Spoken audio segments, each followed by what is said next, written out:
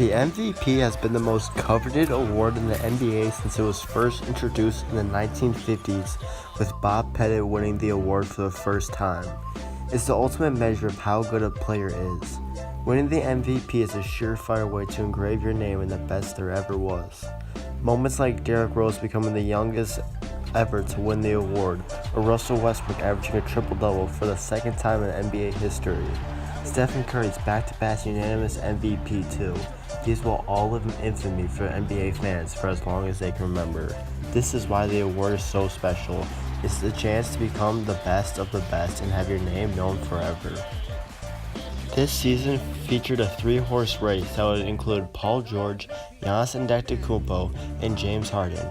Each of these three players are having career years and have been putting up historic numbers, especially James Harden and his ridiculous scoring.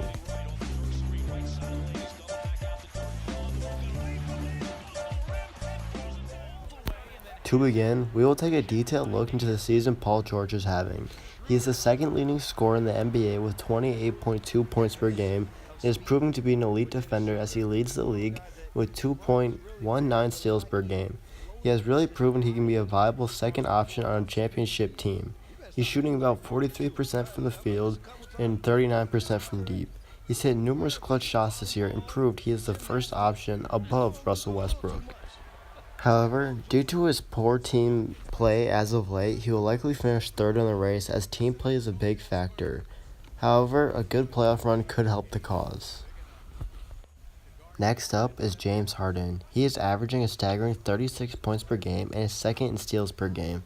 Some will say his success comes from his ability to draw fouls, and it's the only reason he scores so much. However, you can't blame James Harden for getting calls. Another poor notion is the one that he only scores so much because he shoots so much. I have to admit, when I saw he took 25 shots per game, I was a little caught off guard. Not to mention, some games he will take an upward of 10 threes a game. Though this is very shocking, what's more shocking is how bad the Rockets were at the beginning of the season.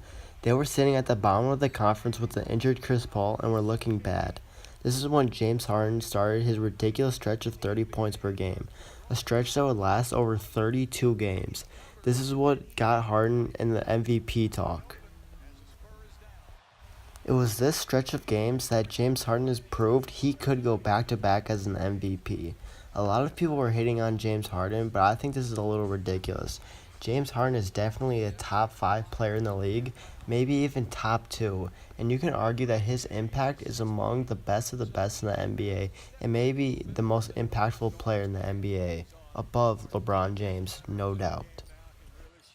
At this point, it's almost impossible to stop James Harden. However, some people think it's funny to say the only thing stopping James Harden will be the playoffs.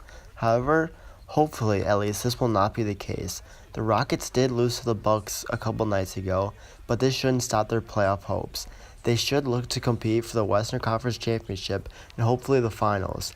If they do get past the Warriors, it will be because of James Harden's good play, not because of the Rockets' overall play. Finally, we have my MVP pick in Giannis. I'm not going to bother saying his last name because I don't want to butcher it. I have to admit, Giannis was not my first choice to win MVP. Originally, it was Paul George, and I fell for the MVPG hype train. But as I touched on earlier, his team's record will not allow him to be a legit contender. This all comes from the most dominant player in the league, Giannis Antetokounmpo, better known as the Greek Freak. Giannis is averaging 27 points per game, 12 rebounds, and 6 assists. It's safe to say he's had the backpack on all year. This is not to discredit the Bucks team as a whole. They have valuable pieces in Malcolm Brogdon, Chris Middleton, and their excellent head coach and Coach Bud, but they would be nowhere near this kind of level of play without Giannis. He is a solid defender and is beginning to have a three-point game. It's not much right now, but he can knock down an open jumper. This will spread the floor for the Bucks come playoff time. If Giannis can get any sort of consistent three-point shot, then the league better watch out. There's already a bunch of rumblings on who the best player of the league is with LeBron James' poor play, or at least his poor team success. Giannis is coming for that crown, and you better believe for the three-point shot, he'll have almost no competition. What makes Giannis so special is his crazy height and crazy athleticism. He'll take off from anywhere on the court, and at times it looks like we're watching the final scene of Space Jam when Jordan dunks it from half court. He's so lengthy, no homo, but he can't get the job done. From almost anywhere on the court, Giannis is ready to take off. He'll jump over defenders as we've seen with Tim Hardaway Jr., and he will put you on his mixtape. Giannis has been an absolute bully this season, and this will be the first season the Bucks get out of the first round, no doubt. Giannis has been criticized for his level of play with the playoffs, or at least his level of team success in the playoffs. He's never gotten out of the first round, but this year should be the year. And if he does, Giannis will almost no doubt be the MVP favorite around almost everybody in the league, if he already isn't.